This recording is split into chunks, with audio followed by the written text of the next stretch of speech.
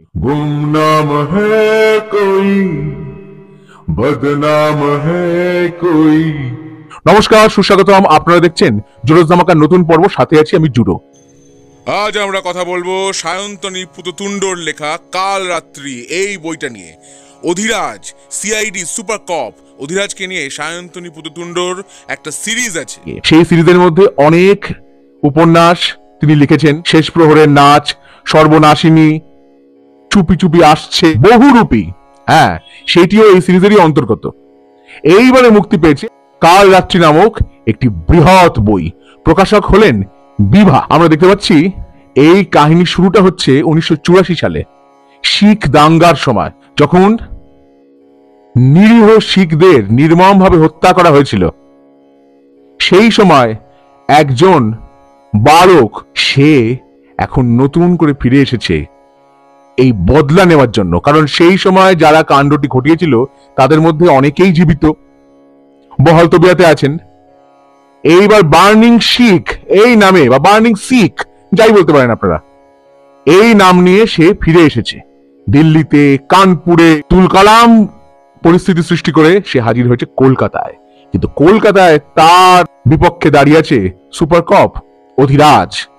এবার অধিরাজ চরিত্রটা সম্পর্কে আপনারা যদি না জানেন, তিনি একজন সুপার কপ আক্ষরিক অর্থেই, এবং সুপারম্যানও বলা যেতে পারে। সেই সুপারম্যান শব্দটার উল্লেখও আছে এই কাহিনীতে।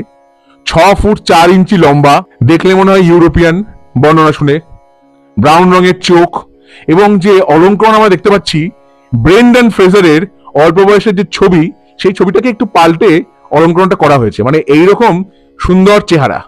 কণ্ঠ হচ্ছে হেমন্ত মুখোপাধ্যায়ের মতো। তিনি যে কোনো স্ট্রিং ইনস্ট্রুমেন্ট বাজাতে পারেন, তিনি চমৎকার ছবি আঁকতে পারেন, চমৎকার রান্না করতে পারেন, ভাব গম্ভীর কথাবার্তা বলতে পারেন, ঠাট্টা ইয়ার্কিও করতে পারেন। এক কথায় তিনি হলেন একজন পারফেক্ট মানুষ। পারফেক্ট কিনা বলতে পারবো না, কিন্তু অলমোস্ট পারফেক্ট। এরকম পুলিশ বা এরকম মানুষ বাস্তবে খুব কমই দেখা যায়।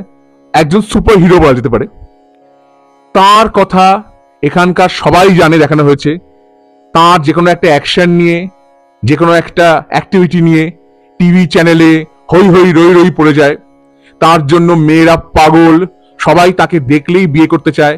তার সহকর্মীদের মধ্যেও অনেকেই তার প্রেমে একেবারে পাগল হয়ে আছে, পাগল পাড়া অবস্থা। এবং তার যে অ্যাটিটিউড, তার ধূম্রপানের ভঙ্গি, তার যে তাকানোর ভঙ্গি ইত্যাদি, এগুলোকে সায়ন্তনী পুততুণ্ড খুব মজা করে লিখেছেন। পড়তে বেশ ভালোই লাগে এগুলো। কিন্তু আমার যে সমস্যাটা হয়েছে, এত দীর্ঘ উপন্যাস, এই দীর্ঘ উপন্যাসের দৈর্ঘ্যটা অনেকটাই কম হতে পারতো, অনেক অনেক কম হতে পারতো। এবং আপনি যদি এই সিরিজেরই বহুরূপী পড়ে থাকেন, বহুরূপী উপন্যাস, সেই উপন্যাসের সঙ্গে কিন্তু কোথায় একটা মিল আছে। বার্নিং শিখকে ধরতে তৎপর সিআইডি, কিন্তু কিছুতেই ধরতে পারছে না। ধরি ধরি করেও সে ধরা পড়ছে না। সে নানা রকম মাথা খাটিয়ে, সে এক প্রকার একজন ইভিল জিনিয়াস। সে নানা রকম কীর্তি ঘটেই যাচ্ছে, ক্রাইম ঘটেই যাচ্ছে, এবং ভয়ঙ্কর ভয়ঙ্কর কিছু ঘটনার কথাও আছে, যেটা পড়তে গেলে হয়তো আপনার কিছুটা বিবমিষার উদ্রেগও হতে পারে। এমন ঘটনাও আছে যেটা হয়তো না লিখলেও হতো, আমার মনে হয়। ভয়ঙ্করতা বোঝাবার জন্য এতটা না লিখলেও হতো, এবং দীর্ঘায়িত করা হয়েছে। ভয়ঙ্করতা একবার দুবার আপনি হয়তো দেখলে বা পড়লে, কোনো ছবির ক্ষেত্রে বলছি আমি, ছায়াছবির ক্ষেত্রে বা কোনো বইয়ের ক্ষেত্রে একবার দুবার হয়তো আপনার মনে এফেক্ট করবে, কিন্তু বারবার বারবার যখন একই জিনিস হতে থাকে না, তখন একটু একরকম হয়ে যায়। এই ব্যাপারটা খেয়াল রাখা উচিত ছিল। আরেকটা হচ্ছে, এই বইয়ের একটি গুরুত্বপূর্ণ অংশ হচ্ছে ফ্র্যাঙ্কেনস্টাইনের ডায়েরি। ফ্র্যাঙ্কেনস্টাইন মানে বার্নিং শিখ বা বার্নিং শিখ নিজেকে বলছে ফ্র্যাঙ্কেনস্টাইন। ফ্র্যাঙ্কেনস্টাইনের ডায়েরির মধ্যে এসে নিজের জীবন কথা লিখছে, তার ছোটবেলার কথা, দিল্লিতে সে থাকতো, তারপর সেখানে কিভাবে সেই শিশু হঠাৎ জানতে পারলো ইন্দিরা গান্ধীর হত্যা হয়েছে। ইন্দিরা গান্ধীকে সে চিনতো না, তিনি কে তার বিষয়ে সে জানতোই না, কারণ সে একজন শিশু, সে খেলা করে বেড়ায়। তার আশেপাশের মানুষজনকে নিয়ে সে খুব আনন্দে ছিল। চোখের সামনে দেখলো সবাই শেষ হয়ে যাচ্ছে, এবং সে শেষ হতে হতেও সে বেঁচে গেল, অলৌকিক ভাবেই বেঁচে গেল। এত বছর পরে হঠাৎ করে তার প্রতিশোধ স্পৃহা জেগে উঠেছে।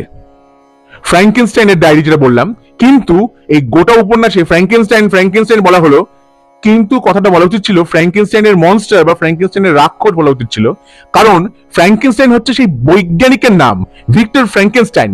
মেরি শেলির লেখা উপন্যাসের বৈজ্ঞানিকের নাম ছিল ভিক্টর ফ্র্যাঙ্কেনস্টাইন, যিনি সেই প্রাণ সৃষ্টি করেছিলেন, এবং সেই মনস্টারটিকে বলা হতো ফ্র্যাঙ্কেনস্টাইনের মনস্টার, ফ্র্যাঙ্কেনস্টাইন নয়। সেটা একাধবার হলেও সেটা উল্লেখ করা উচিত ছিল সেটা, নাহলে লোকে ভাববে যে ফ্র্যাঙ্কেনস্টাইনই বুঝি রাক্ষস।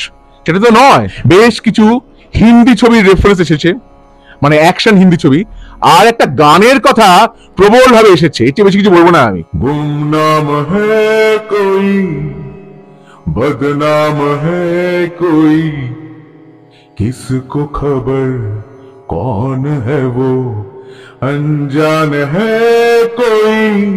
এবং যখন সব সমস্যার সমাধান হয়ে গেল, তারপরও অনেকটা অংশ আছে এক্সপ্লেনেশন।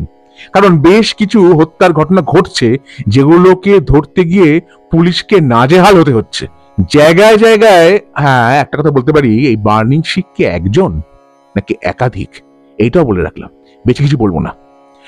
হাসির মুহূর্ত অনেক আছে, কিছু কিছু ক্ষেত্রে সেগুলো পড়ে মজা লেগেছে, কিছু কিছু ক্ষেত্রে মনে হয়েছে অতিরিক্ত বাড়াবাড়ি রকমের, কিছু কিছু ক্ষেত্রে মনে হয়েছে। যেমন একজন পুলিশ অফিসারকে ইনক্লুড করা হয়েছে অধিরাজের টিমে, পাঞ্জাবি অফিসার, নাম টুইঙ্কল অরোরা। তাকে দেখানো হয়েছে খুব সরল প্রকৃতি, তিনি খেতে পছন্দ করেন, আবার ধূম্রপানও করেন, ইত্যাদি ইত্যাদি। এবার তার ক্ষেত্রে এমন এমন কিছু শব্দ ব্যবহার করা হয়েছে, গলুগুলু, কুচুপুচু, এগুলো একটু মানাচ্ছে না। কিরকম হঠাৎ করে একটা সিরিয়াস উপন্যাসের মাঝখানে হঠাৎ করে বিনা কারণে এরকম শব্দ ঠিক মানানো না। কিন্তু এই উপন্যাসে যেটা আমার ভালো লেগেছে সেটা হচ্ছে ইমোশনাল দিকটা। ফ্র্যাঙ্কেনস্টাইনের ডায়েরি বলে যে অংশগুলো আছে সেটা পড়ে দেখবেন, সেটা পড়লে আপনার সেই মুহূর্তগুলো চোখের সামনে ভেসে উঠবে, ভয়ঙ্কর যে সিচুয়েশন সেগুলো ভেসে উঠবে। আর বাকি পোর্শন ঠিক আছে, কিন্তু যেটা বললাম দৈর্ঘ্য অনেক অনেক কম হতে পারতো। এই বইটা আসলে মুক্তি পাওয়ার কথা ছিল অনেক আগে, গত বছর মার্চ এপ্রিল মাস থেকে প্রি বুকিং চলছিল, সে আর মুক্তি পায় না। অনেক সময় সোশ্যাল মিডিয়ায় দেখতাম যে কি হলো ইত্যাদি ইত্যাদি, তা মুক্তি পেল এই সম্প্রতি মুক্তি পেয়েছে।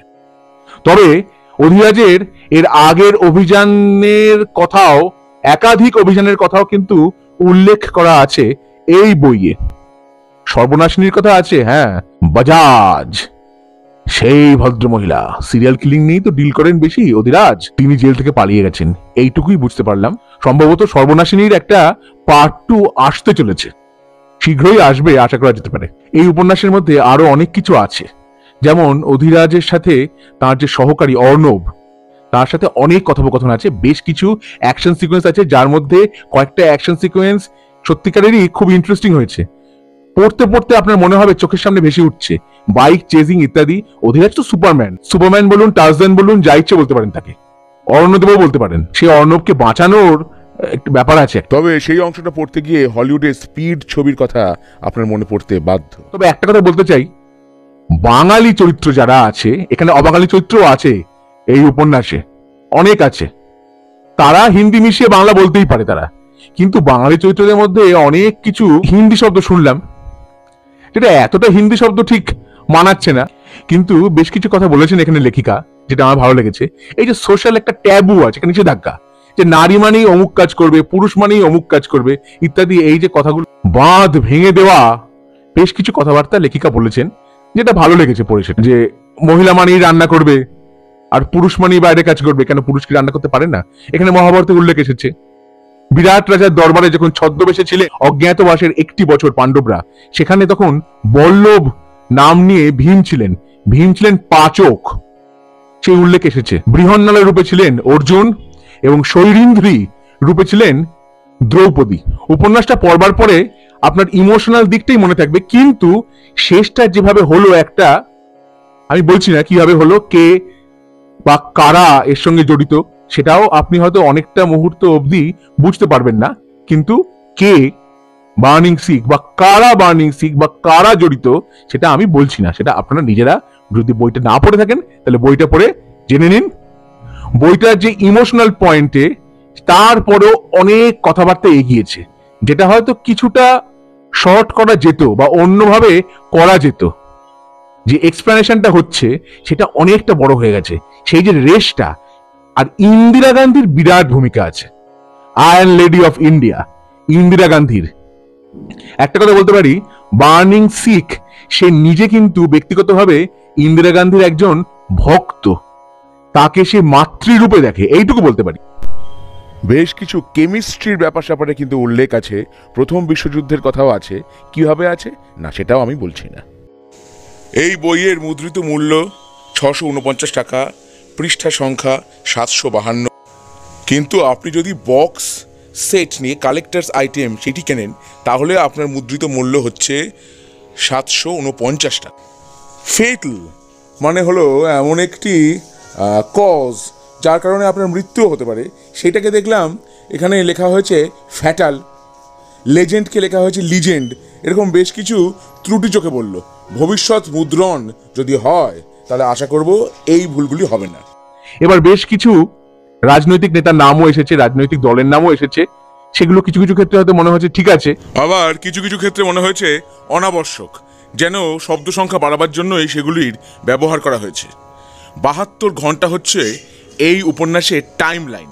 যেহেতু শিখ হত্যার সময় 72 ঘন্টা ধরে চলেছিল তাণ্ডব, এখানেও বার্নিং শিখ 72 ঘন্টাই ব্যবহার করেছে নিজের হত্যাকাণ্ডকে সংঘটিত করবার জন্য। পুলিশের চরকে এখানে আগাগোড়া হিন্দি ভাষায় খবরি খবরি বলে ব্যবহার করা হয়েছে, কিন্তু বাংলায় একটি কথা আছে খোচর, সেই শব্দটা ব্যবহার করলে অনেক বেশি লাকসই হতো। খোচর শব্দের অর্থ পুলিশের চর বাংলাতে। এবং রেফারেন্সগুলো লেখিকা জানিয়ে দিয়েছেন, অধিরাজের মুখেই জানিয়ে দিয়েছেন যে সেই 72 ঘন্টা। এইবার এই প্রসঙ্গেও একটা কথা আছে। ধরে নিলাম অধিরাজের ফটোগ্রাফিক মেমোরি একবার দেখেই সে সব কিছু আত্মস্থ করতে পারে। সেই হিসেবে সে অনেক বইয়ের কথা বলেছে, ডকুমেন্টারি ফিল্মের কথা বলেছে, টিভি রিপোর্টের কথা বলেছে, কিন্তু এত সব কিছু সে 72 ঘন্টার মধ্যে কি করে আয়ত্ত করলো, আবার সাথে সাথে অ্যাকশন করলো, সে কি আদৌ মানুষ না সে রোবট? এই দীর্ঘ উপন্যাস পড়তে পড়তে কোথাও আপনার মনে পড়বে সিংঘম সিরিজের কথা কিংবা টিভির সিআইডির কথা, এবং টিভির সিআইডির উল্লেখও আছে এখানে।